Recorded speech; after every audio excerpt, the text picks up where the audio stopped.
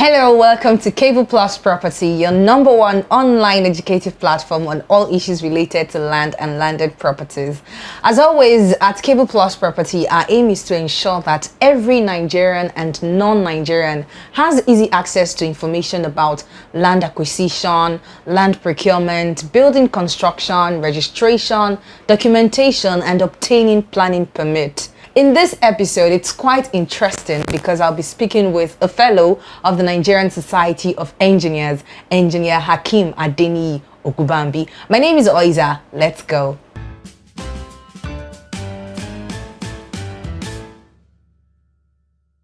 Engr Hakeem Engr Ogunbambi is a fellow of Nigeria Society of Engineers, Nigerian Institute of Civil Engineers, Nigerian Institute of Environmental Engineers, and a registered member of Council of Regulation of Engineers.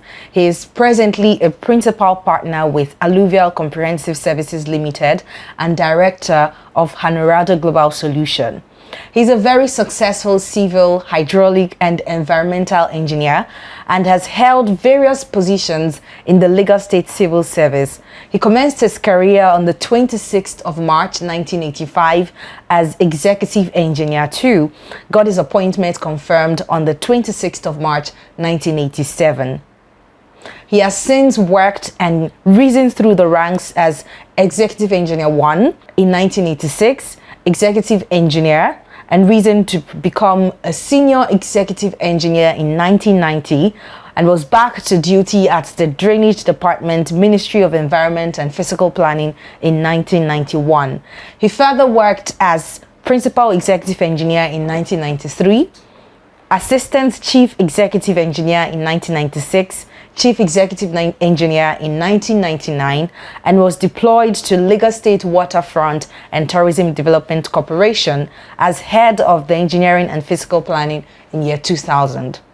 In 2005, he was appointed Assistant Director and Head of Engineering, Lagos State Urban Renewal Authority, before he was moved to the Lagos State Ministry of Physical Planning and Urban Development as Project Manager, where he headed the relocation of Okobaba Sawmill to Ejiri Agbowa. In 2008, he was appointed the Director, Drainage Department, Office of Drainage Services, Lagos State Ministry of Environment.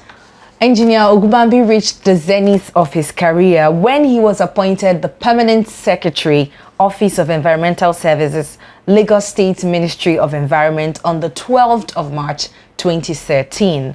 He has been in private practice since he retired from the service of Lagos State Government in 2015, and he is married to Bolajoko Ogunbambi, and the union is blessed with children. In addition to that, he is a member of Ikoyi Club and Island Club Lagos. Join me as I have this conversation with Engr Hakeem Engr Ogunbambi.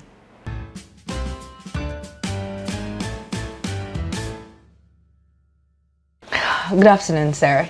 Good to have you here. Okay, so our viewer would like to know what civil engineering entails in general, and then in particular, hydraulic engineering.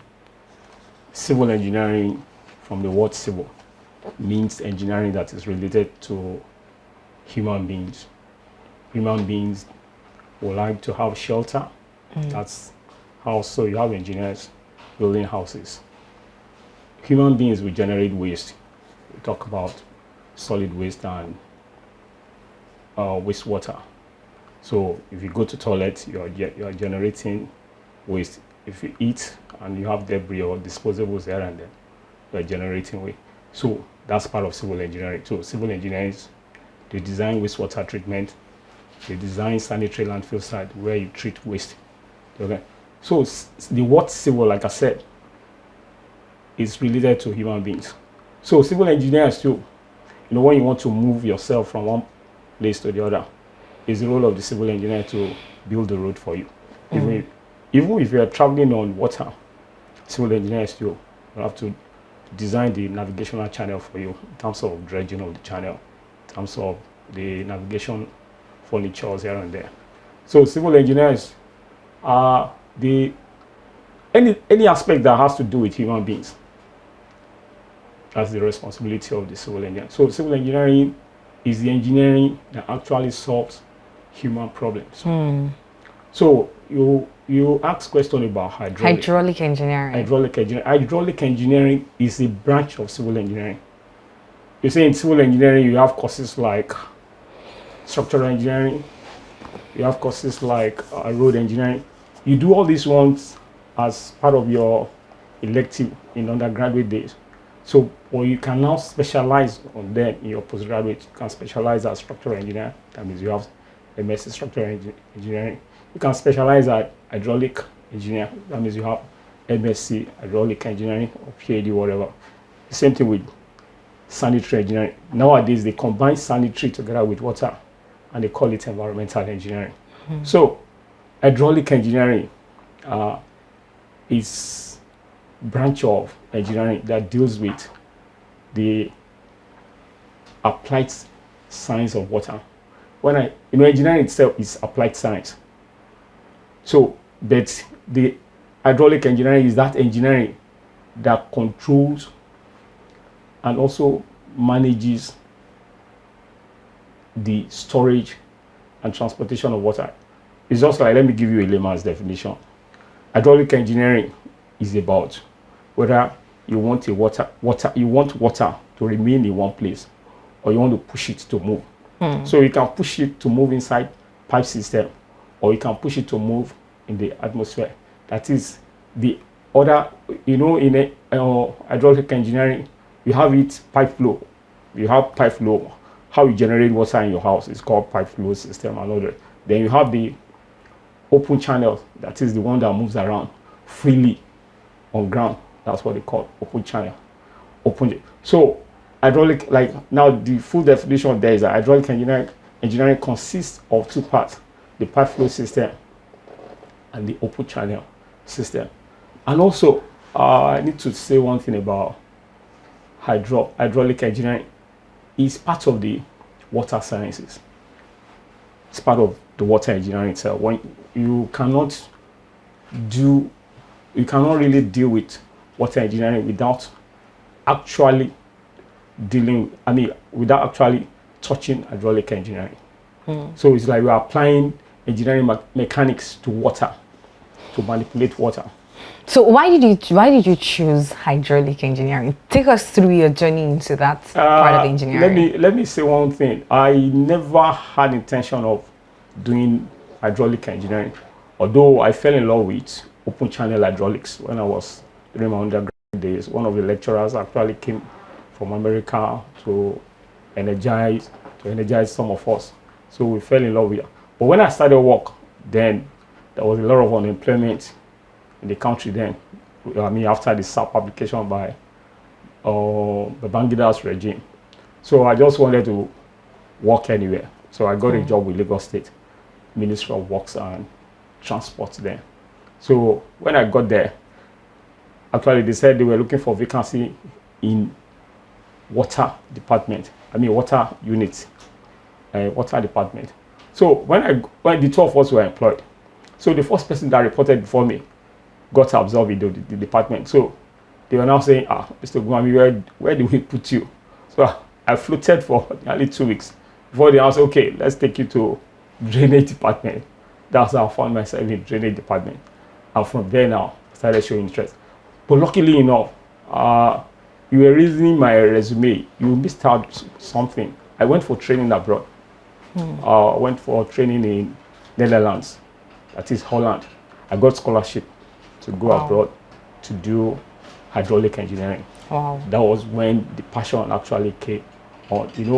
Netherlands is like they are the master of water.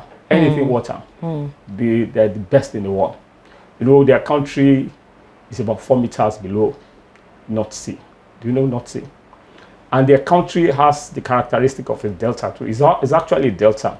There's a river coming from Switzerland called River Rhine. It travels all the way to Germany before discharging into the North Sea. So Netherlands is the lowest part of the river, is the most downstream part of the River Rhine. So it forms a delta together with Belgium. Part of Belgium is part of the River Rhine delta too.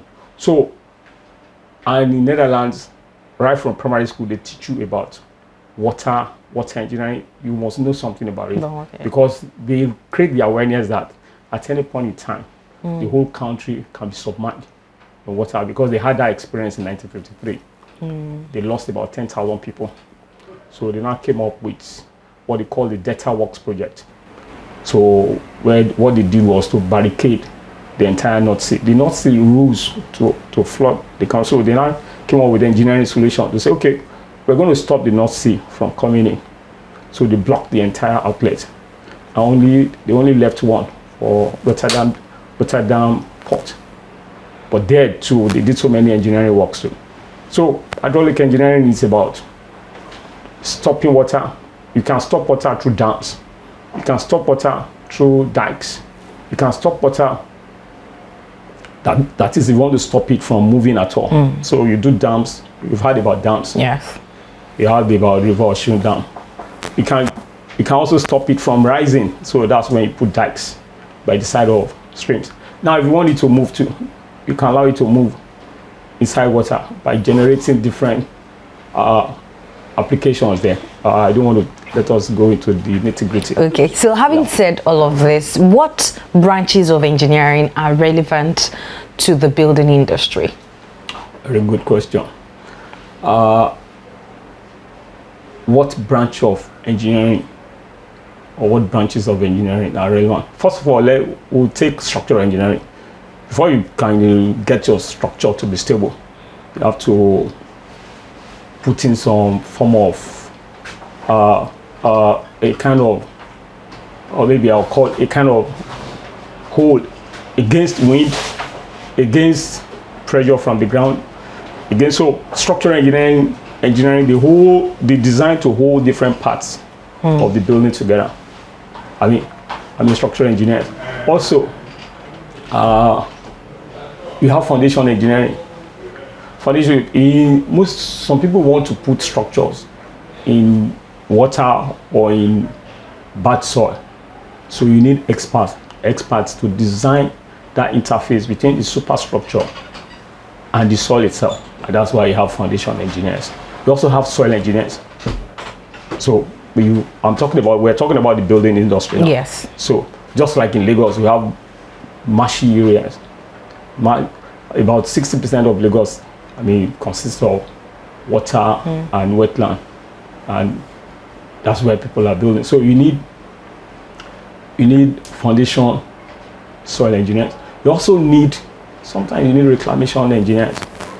Although people reclaim here in Lagos without actually doing the proper reclamation engineering there. Also, you need drainage engineers too for building industry. For building industry too, then you need I refer to what I call building engineers. They have to arrange the different building materials together and come up with a proper fit structure.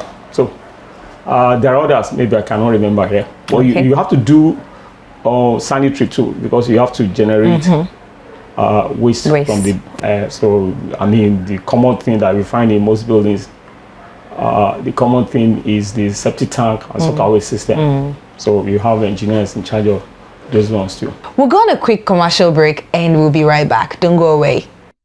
Cable Plus Property, the hub of professionals in the built environment and the #1 online educative platform on all issues related to land and landed property. At Cable Plus Property, our aim is to ensure that all Nigerians and non-Nigerians have at the tip of your fingers, free of charge, all information on landed matters. We provide you with all information you need to know about land procurement, land documentation and development, planning permit procurement, building construction, and so on. Join us today for free by subscribing to our YouTube channel, like and follow us on our social media platforms, and check us on our website www.cableplusproperty.com. Together, we shall make our environment better. Spend and build right.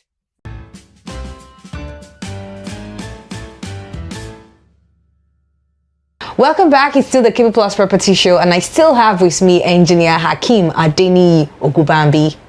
So, as an hydraulic engineer, yes, What is flooding, and are there natural or man-made causes for flooding? Or what causes flooding? Yes, flooding.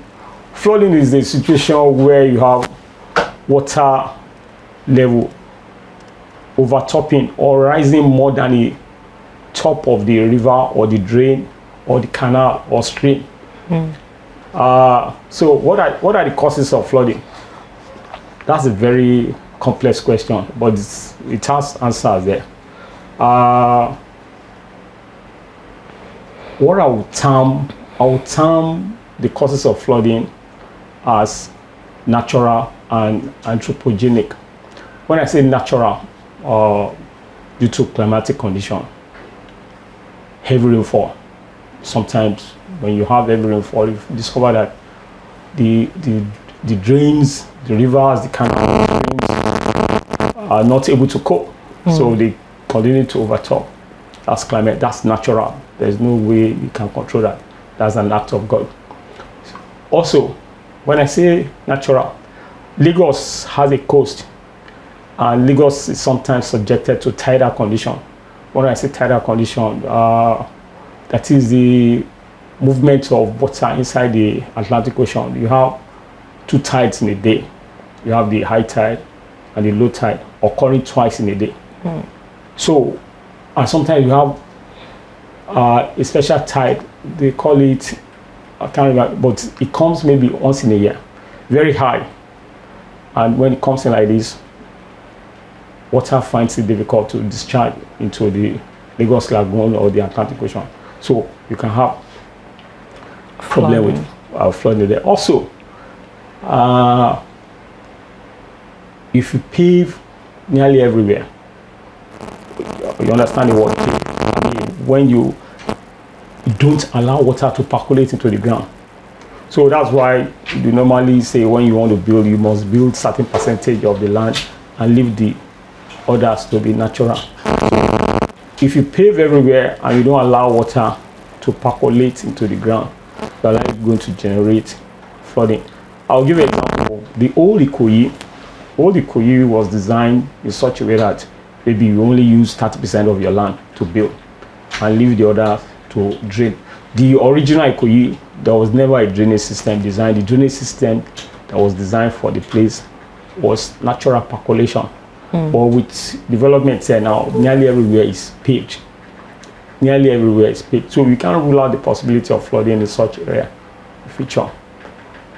The other second Ikoyi, that's the Kefi side, those areas were sandfill, and the sandfilling was not properly. So there are other natural causes that we can see. But let me now go to the anthropogenic. Anthropogenic has to do with, well, if you have dislocation in your dysfunctional planning system, that is, if cities are not properly, I mean, if your city is not properly arranged, I mean, to cater for drains that are there to drain water out, you are likely going to get flooding. If you overbuild in the environment, like building the wetland all over, that's where the human being causing that part of flooding. So, and if we allow debris, I mean refuse, to continue to flow inside the system, if we reclaim, if we see wetland here, and we are reclaiming without actually making provision for water to leave the wetland, there is likely going to be flooding. That's caused by human being, and that's essentially where flooding in Lagos State is still revolving around. People are reclaiming here and there. So there are several causes there, both natural and the human-made causes. And also now, I can now say one thing about flooding. You can categorize flooding into just maybe 3 groups. You have what they call the urban flooding. Urban flooding has to do with us. We human beings, during our planning, sometimes may not plan very well for the flooding of our area, for the drainage system. So naturally, we're going to have that's what they call the urban flooding. Or you have a drainage system in place that has become non-functional, so that you need to upgrade here and there. So those ones, you can refer to those ones as urban flooding. Then you can now have what we can refer to as river flooding. You've heard about River Ogun all the time, which is always overflowing, and somebody will tell you that is the result of a dam being open. Well, I'm yet to see the proof that the flooding in River Ogun is caused by the dam being open. Then you have the third category, the coastal flooding. When you have the Atlantic Ocean rising, then sometimes you can have what they call surge. You can have ocean surge. Ocean surge is a result of climatology involving wind and the movement of the Earth's sun. So you can have water rising beyond certain level and trying to come in from the shoreline inward. So in the time past, we used to have coastal flooding in Victoria Island before they now built the Atlantic City. Lagosians are no strangers to flooding. I mean, when the rainy season is closed, that is one of the big issues, Lagosians have to deal with. Now, having spent years of experience with in hydraulics engineering, to be precise, would you say that the rate of flooding is increasing or decreasing? That's another complex question to answer. Okay. No, I'll answer it.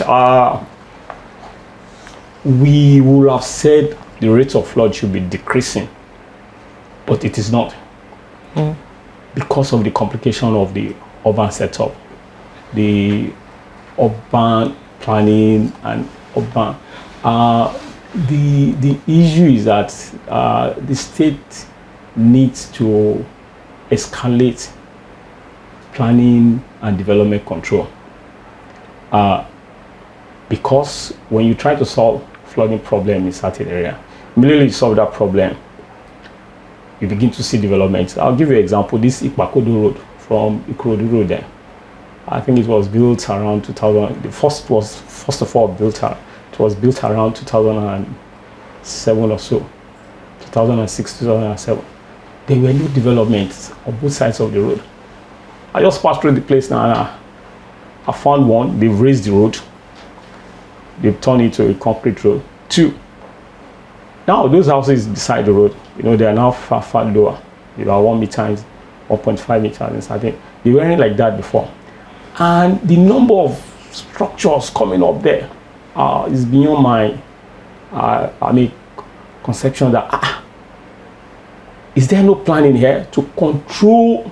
Immediately that road was built, town planners are supposed to come in there and zone properly that okay, this is kind of structure we must have this kind of. By the time you get to even the junction at this road coming to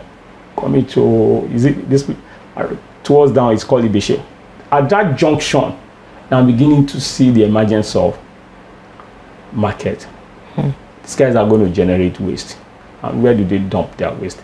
They dump it into the drains. And so when the rain comes again, the water overflows because the water may not flow. So the flooding situation is supposed to reduce, but it's not reducing in the sense that we are not doing what we're supposed to be doing with planning and development control. We need to escalate that. We need to canals that have been protected, that are supposed to be.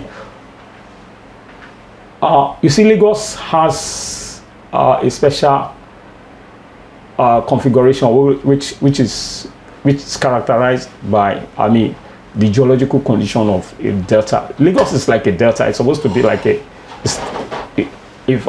delta must have 2 estuaries. Do you know? I will define estuary. Estuary is the kind of connection between inland water and the ocean. So all the water in Lagos passes through Komodo Channel. Lagos, as we are saying, has several rivers from southwest. So nearly 80% of water from the rivers in southwest, they pass through Lagos. If you must know, they are not taking water alone. They are taking sediments. Sometimes when you look at the Lagos Lagoon, sometimes it's brownish. That means the water is trying to get out to the Atlantic Ocean. Sometimes it becomes blue again. Then the water is coming in from the Atlantic Ocean. That's what we call the tide, the low tide and the high tide. So where I'm going is flooding, despite the fact that Lagos State is trying as much as possible to provide drainage construction here and there. Immediately the area is the wetland has been removed. When I say wetland, it's a kind of detention area for water to stay during heavy. So immediately they build canal out of the wetland. You see developers coming here and there, and they increase the I use the word permeability. So they reduce the permeability of water going to the land again. What is permeability? Permeability is a special property of soil that allows water to pass through its pores. You see what I mean? You see soil. Soil is arranged in such a way that there are spaces between them inside the ground. So those spaces are available for water to now travel further down deep. So, but when you close those spaces, the pores, you close, so you reduce the permeability. Permeable means for a liquid to travel through a kind of opening. Yeah. So when you do that, you are increasing the tendency to have flooding. Even despite the fact that you are going to have canals there. The canal might have been designed to cope with so number of population or housing or whatever. But by the time you build everywhere up, the water level will rise. So when you are saying is the level of flooding reducing or increasing, I want to say that it's increasing because we are not tackle the other side of the That's unfortunate. Does Lagos State have flood management strategy or master plan or something in place? That's one beautiful thing about Lagos State. They've always been having drainage master plan. The first drainage master plan was done in 1973. That's for Lagos mainland. And after that, they've done so many master plans. They've done for Papa, they've done for Lagos Island, and they did one for Alimosho by extension to Ojo. They call it the Greater Lagos. But now they did one special one in 2015. They call it Drainage Master Plan for the entire Lagos. So the master plan is like a guiding document to tell you what to be done. So at any point in time, if you want to do anything, just go do the master plan. And the master plan is also to guide developers to that, okay, there's a drainage channel that is going to pass through this place. And this channel has also width as designed. So the width together with setbacks here and there, I will give you what they call the right of way of the channel. So this is like a guiding policy document to help, but you realize that sometimes the government will follow the master plan. Sometimes the stakeholders outside will push government officials not to follow. Yeah, because I wanted to ask, is it that these master plans are not working if we have them? They are supposed to work, if not distorted. When I say they are supposed to work, in drainage design, you have what they call the destination. The destination is the outfall where all the water must go. And there's always an origin in the drainage design where the water will begin to start to flow. Then there is the alignment, that is the route to take it from the origin to the destination. You see, between the origin and the destination, there you have that's where you have the mutilation. Somewhere along the line, somebody will distort that alignment, the way it's going. It's either they distort it in terms of how wide it is, or they distort it in terms of how deep it is, or they distort it in such a way that the construction becomes faulty, in the sense that when it's supposed to flow in a positive direction, it flows in the reverse direction. So it's a very complex situation.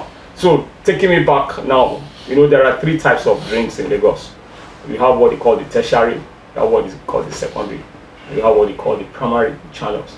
These tertiary channels are the ones that are in front of streets. I mean, those our normal street, the secondary channels are supposed to collect water from from the tertiary drains. You don't see the secondary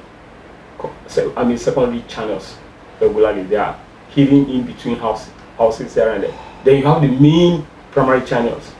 Those ones you refer to them as canals as well, but you see them at intervals here and there. It depends on where you are. Now, as I'm coming here now, I saw PW trying to build a bridge across one of the canals there. You know, you have the lagoon beside us there, the Lagos lagoon beside us there. So that channel is going to drain there. Without that channel, most areas will be flooded. Yes, representing the catchment of that canal will be flooded. So going back again, so people naturally distort or block some of these channels. Like I said, so many things happen. So many things happen during construction or after construction. Really, the channel is constructed, somebody will decide to come and build very close to it, and at the same time causing all sort of obstruction to the performance of the channel. Thank you very much for your time, sir. We would like you to say something about the Cable Plus property endeavor, you know, give some pieces of advice as well.